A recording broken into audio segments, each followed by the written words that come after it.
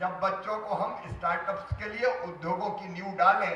अब वो जमाना चला गया कि क्या कर रहे हो 12वीं में, फिर क्या करोगे बीएससी, फिर क्या करोगे एमएससी, फिर क्या करोगे पता ही नहीं है। अब तो ये पता होना चाहिए कि 12वीं के बाद हमारी दिशा क्या होगी। और जिन बच्चों को अपने स्टार्टअप्स के लिए चुना है वो नौकरी मांगने वाले नहीं बनेंगे, वो नौकरी देने वाले बन जाएंगे। और ये हो सकता है, यह संभव नहीं। एक बेटी को आपने सुना है, जब मैं आया उसके पहले जो सत्र हुआ था, मैं अपने बच्चों से यही कहना चाहता हूं कि तुम में हर तरह की क्षमता है। आज जिन बच्चों को स्टार्टअप्स के लिए चुना है वो निश्चित तौर पर चमत्कार करेंगे, चमत्कार। ये मैं कह रहा हूं आज इस मंच पे खड़े हो, क्योंकि गांव गांव में रहने वाले, कस्बों में रहने वाले हमारे छोटे छोटे बेटे बेटियां स्टार्टअप शुरू कर रहे हैं। और मुझे खुशी है बताते हुए कि 2500 से ज्यादा बच्चे अपने स्टार्टअप्स शुरू कर चुके हैं। 2500 से ज्यादा बच्चे, अब उनमें से तुम भी होगे। देखो, व्यक्ति जैसा सोचता और करता है वैसा बन जाता है। स्वामी विवेकानंद जी ने एक बात कही थी, गांठ बांध कर रख लेना। वो कहते थे नौजवानों से, तुम केवल 3-3.5 हाथ के हड़मास के पुतले नहीं हो, तुम ईश्वर के अंश हो, अमृत के पुत्र हो, अनंत शक्तियों का भंडार हो, अमर आनंद के भागी हो। दुनिया में कोई काम ऐसा नहीं कि जो तुम ना कर सको। तुम में से हर एक बड़ा काम कर सकता है। और इसलिए मैं पहला संदेश देने आया हूं स्टार्टअप्स के सत्र में कि मेरे बेटा बेटियों, अपने आप को दीनहीन कमजोर मैं क्या कर सकता हूं। अरे अगर तुम चाहो तो ब्रह्मांड पे भी कमांड कर सकते हो। हिम्मत चाहिए, हौसला चाहिए, और बड़ा करने का सोचो। और बड़ा करने का सोचोगे तो सरकार आपके साथ खड़ी है, लघु उद्योग भारती आपके साथ खड़ा है। ऐसी संस्थाओं का हम अभिनंदन करते हैं जो लघु उद्यमियों को, प्रकाश जी कह रहे थे कि देश सोने की चिड़िया था, इसी लघु उद्योगों की दम पर छोटी छोटी चीजें बनाते थे, पूरी दुनिया में भेजते थे। इसलिए तो भारत सोने की चिड़िया था। दूध और घी की नदियां हमारे यहाँ बहती थी। और आज मुझे कहते हुए गर्व है कि प्रधानमंत्री नरेंद्र मोदी जी के नेतृत्व में भारत फिर एक दिन सोने की चिड़िया बनेगा, विश्व गुरु बनेगा, कोई रोक नहीं सकता। और हम सबका योगदान होगा, उसमें व्यवसायियों का भी होगा। मैं उनकी बात बाद में करूंगा। देखो मेरे बेटा बेटे, 3-4 चीजें मैं तुमसे कहना चाहता हूं। एक, पढ़ाई मन से करो, और पढ़ाई में व्यवसायिक शिक्षा पर भी अब जोर दे रहे हैं। एक बात ध्यान रखना, 12वीं के बाद अच्छे नंबर लाके अगर तुम्हारा medical college, engineering college, IIT, IIM, law college, business management के किसी कोर्स में हुआ तो गरीब, अगर निम्न मध्यम वर्गीय जिनकी आय 8 लाख रुपए वार्षिक से कम है, तो वो चिंता मत करना।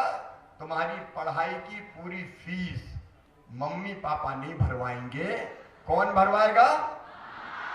हम भरवाएगा, भारतीय जनता पार्टी की सरकार भरवाएगी। तो कोई रास्ता हमको छोड़ना नहीं। हम कहा कि चूंकि पैसा कोई समस्या हमने बचने नहीं दी, और कई बच्चों की भर रहे हैं। अभी 3-4 लाख बच्चों की फीस भरा रही है, विदेश की फीस भी भरा रही है। और इसलिए अपन को तो मेहनत से लगातार पढ़ते जाना है और बढ़ते जाना है। एक परिवर्तन का जिक्र और मैं जरूर करूंगा। अंग्रेज चले गए, अंग्रेजी थोप गए, और कांग्रेस के जमाने में भी अंग्रेजी थोपना बदस्तूर जारी रहा। मैं मानता हूं एक षड्यंत्र था कुछ मुट्ठी भर लोगों का। वो चाहते थे केवल हमारे बेटा बेटी आगे बढ़े, बड़े पदों पर पहुंचे, और इसलिए अंग्रेजी मीडियम, मेडिकल की पढ़ाई अंग्रेजी में, इंजीनियरिंग की पढ़ाई अंग्रेजी में। तुम में से गांव से कौन कौन आते हैं? जरा हाथ उठाओ गांव से, बताओ हम इतनी अच्छी अंग्रेजी जानते हैं क्या?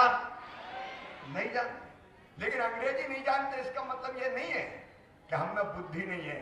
अंग्रेजी कोई बुद्धि का पर्याय नहीं है। हर एक अपनी मातृभाषा में सोचता है और बेहतर से बेहतर करता है। लेकिन अंग्रेजों के बाद कांग्रेस ने भी अंग्रेजी लाद दी और ऐसी मानसिकता बना दी कि हमारे बेटा बेटी सोचने लगे कि अंग्रेजी बोलने में ही इंप्रेशन पड़ता है। और फिर मिलो तो hello, hi, how do you do. अब उसके बाद चाहे आए चाहे नहीं आए, डू डू डू डू कर अच्छा, जिनको नहीं आए वो हीन भावना से ग्रसित हो जाए। एक ऐतिहासिक फैसला किया है मध्य प्रदेश में। नई शिक्षा नीति में प्रधानमंत्री जी ने मातृभाषा में शिक्षा का आग्रह किया और मेरे बेटा बेटियों, गांव से आने वालों भी, शहर के गरीब परिवार, निम्न मध्यम वर्गीय परिवारों से आने वाले भी, मध्य प्रदेश देश में पहला राज्य है जहां मेडिकल इंजीनियरिंग सहित सारी पढ़ाई हिंदी भाषा में की जाएगी। अब हमारे बच्चे हिंदी में पढ़ेंगे तो आगे बढ़ेंगे, और नहीं तो अंग्रेजी। एक बच्चे का मेडिकल कॉलेज में एडमिशन हुआ, 1 साल में छोड़ लगा। मैंने कहा क्यों?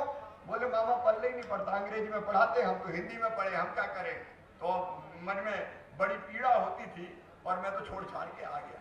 अब किसी भाषा की वजह से किसी बच्चे को पढ़ाई छोड़ने की जरूरत नहीं है।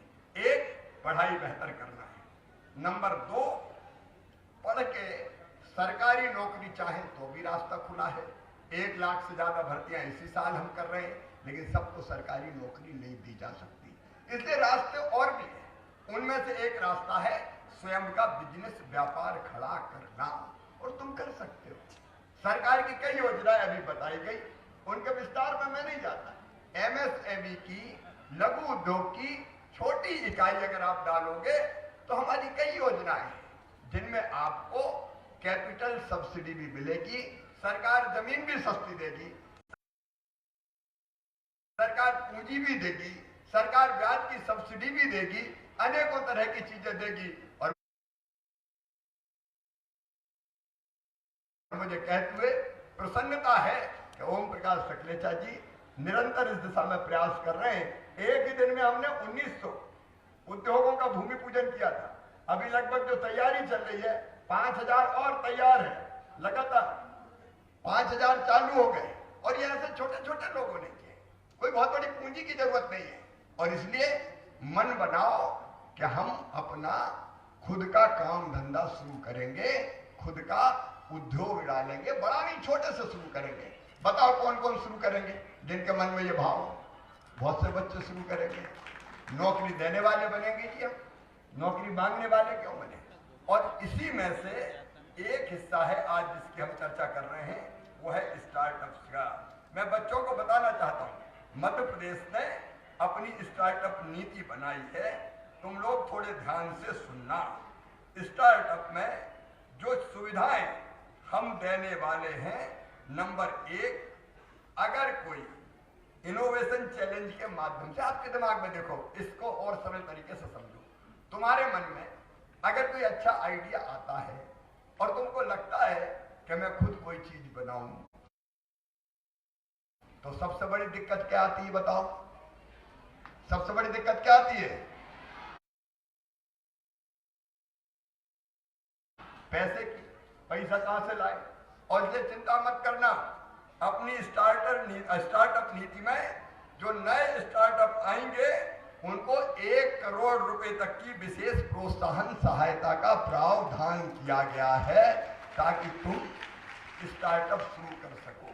एक बात और, जिनके पास इनोवेटिव आइडिया है, अच्छा आइडिया है, उसके स्टार्टअप में पूंजी लगाने के लिए हम वेंचर कैपिटल फंड भी, और ऐसे लोग कई हैं, मैं तुम्हें बता रहा हूं, केवल सरकार नहीं, कई ऐसे उद्योग जगत के नाम भी हैं और कई स्टार्टअप्स को प्रोत्साहित करने वाले लोग हैं जो आपके स्टार्टअप में पैसा लगाएंगे अगर आइडिया अच्छा हो तो पैसे की अगर हमको सहायता मिल जाए तो काम काफी आसान हो जाता है। स्टार्टअप्स की सुविधा देने के लिए विशेषज्ञों को साथ लेके हमने एक पृथक स्टार्टअप सेंटर की स्थापना भी की है, क्योंकि कई तरह की सलाह चाहिए आपको, तो स्टार्टअप सेंटर भी हमने बनाया है। एक स्टार्टअप पोर्टल हमने बनाया है जो कि स्टार्टअप्स को, इनक्यूबेटर्स को और निवेशक के बीच में जो स्टार्टअप्स में पैसा लगाना चाहते हैं, एक सेतु का, ब्रिज का काम करेगा, ताकि तुमको ढूंढना ना पड़े।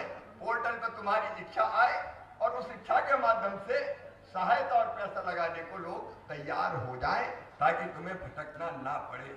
हमने ये भी तय किया है कि शासकीय टेंडर में जो स्टार्टअप्स भाग लेंगे उनके अनुभव और टर्नओवर संबंधी शर्तों में छूट दी जाएगी। अब इसमें अनुभव का मतलब, कई बार हम टेंडर में डाल देते हैं इतने साल का अनुभव हो, स्टार्टअप के लिए कोई अनुभव की जरूरत नहीं है, शुरू कर रहे हैं तो हम उसको मौका देंगे। और टर्नओवर कितना होना चाहिए, इतने करोड़ का, तो वो भी छूट दे देंगे कि तुम्हारा टर्नओवर कुछ नहीं हो तो भी तुम्हें टेंडर में भाग लेने का मौका मिलेगा। और हमारी बेटियां अगर अपना स्टार्टअप शुरू करेंगी, महिला स्टार्टअप शुरू करेंगी, तो उसको 20% की अतिरिक्त सहायता और दी जाएगी, ताकि बेटियां भी अपने स्टार्टअप्स डाल सके। स्टार्टअप्स को निवेश सहायता, आयोजन सहायता, उन्नयन सहायता, और मान लो तुमको लीज पे, किराए पे कोई जगह लेके वहां स्टार्टअप शुरू करना है, तो उस जगह का किराया भी तुमको नहीं चुकाना होगा। उस जगह का भी एक सीमा तक किराया हम भरवाएंगे, ताकि तुमको कोई दिक्कत नहीं हो। मेरी बात समझ रहे हो कि नहीं समझ रहे? समझ में आ रही है कि नहीं? जगह अगर किराए पे ली तो उसमें भी सहायता देंगे कुछ महीनों तक, ताकि तुम अपना स्टार्टअप शुरू कर सको, अपना उद्योग शुरू कर सको। फिर एक सेबी, रिजर्व बैंक, इनके बैंक द्वारा मान्यता प्राप्त वित्तीय संस्थान से फंड या निवेश प्राप्त करने वाले स्टार्टअप्स को 15% की दर से 15 लाख रुपए तक की सहायता दी जाएगी। ये मैं आपको जो जो चीजें बता रहा हूं, क्योंकि सुनोगे तो कई लोग भूल जाओगे। यहाँ कलेक्टर है, एक नोट बना के इन बच्चों के पास भिजवाना, जो जो हम सुविधाएं देते हैं, ताकि वो ढंग से पूछ भी सके और दूसरों से वो सहायता भी, दूसरों के माध्यम, दूसरों से समझ के वो सहायता भी प्राप्त कर सकें।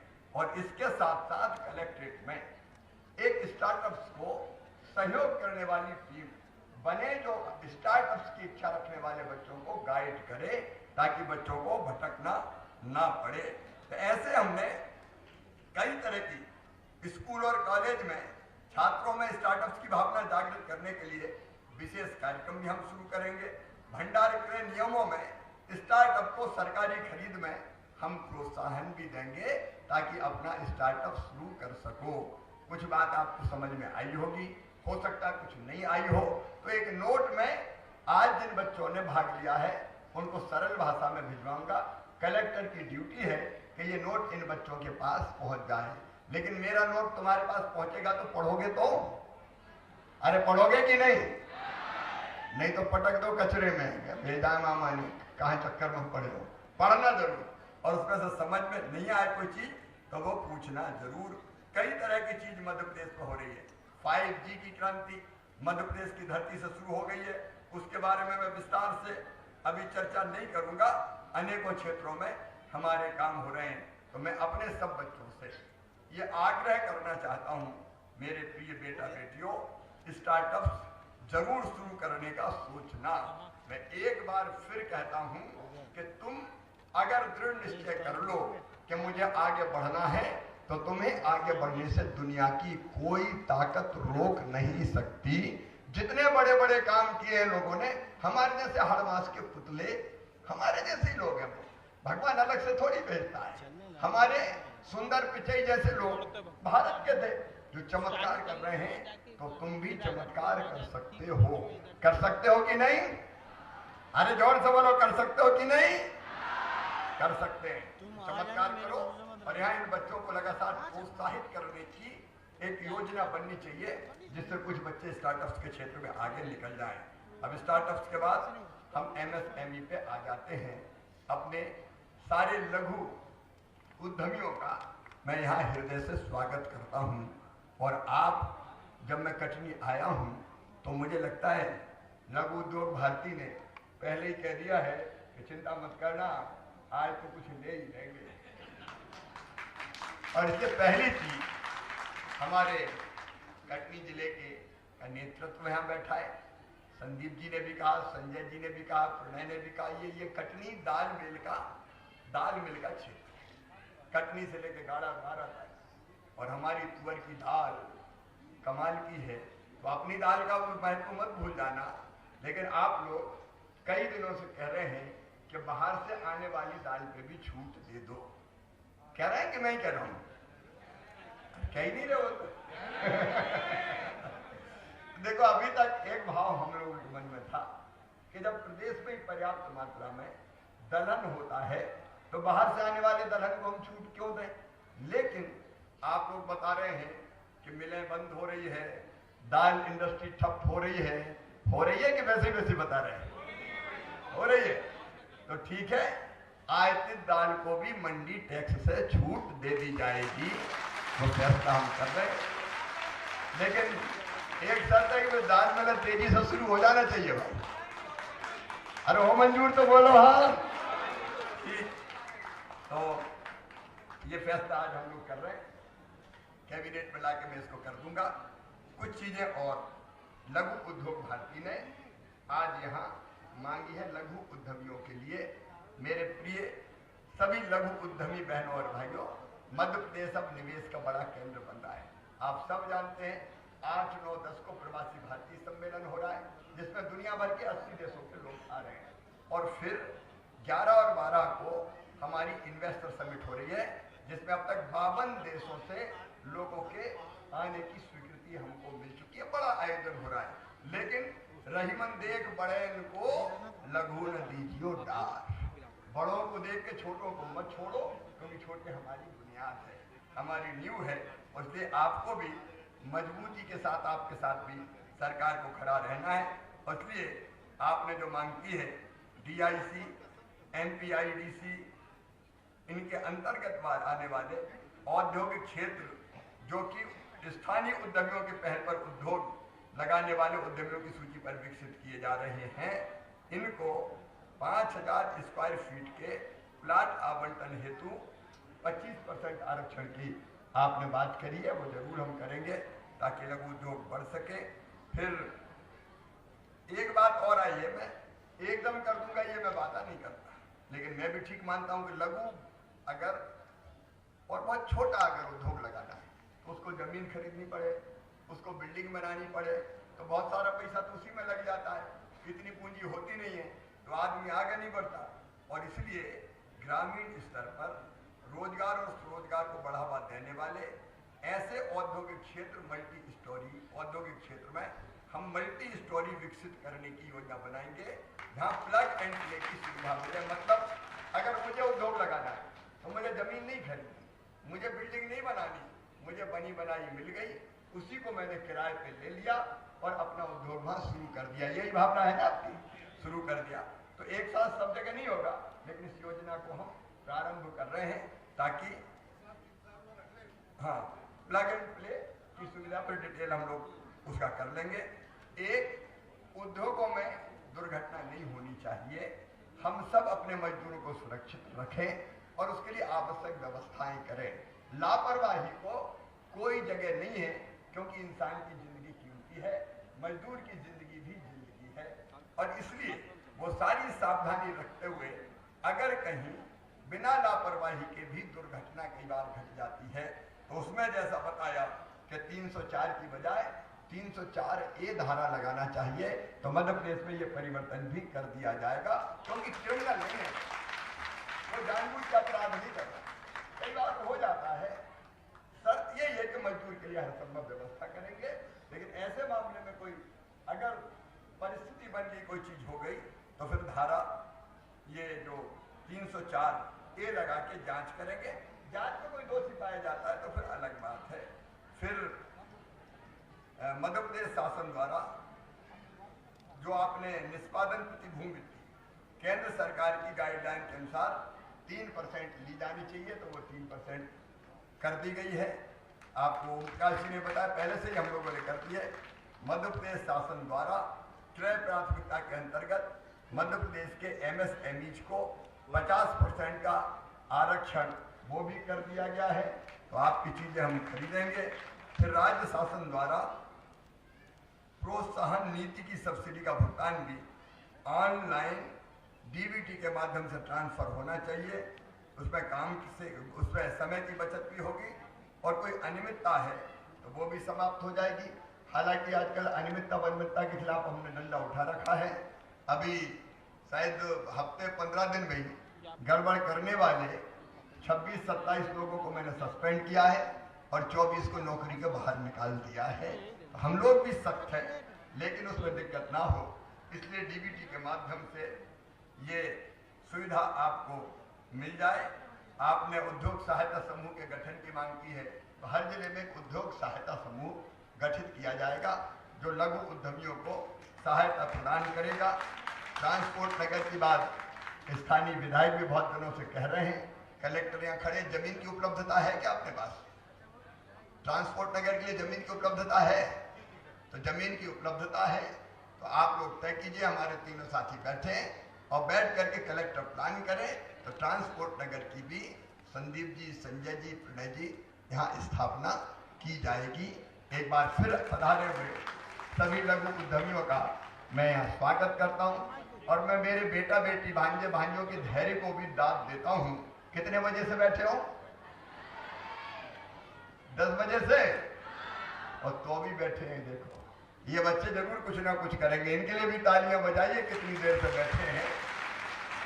एक बार फिर आपने जो प्रयास लघु उद्योग भारती ने किया है, देश को, लोगों को स्वावलंबी बनाने का, यही भारत को विश्व गुरु बनाएगा। इसलिए लघु उद्योग भारती के नेतृत्व को भी मैं प्रणाम करता हूं, अच्छे काम के लिए बधाई देता हूं।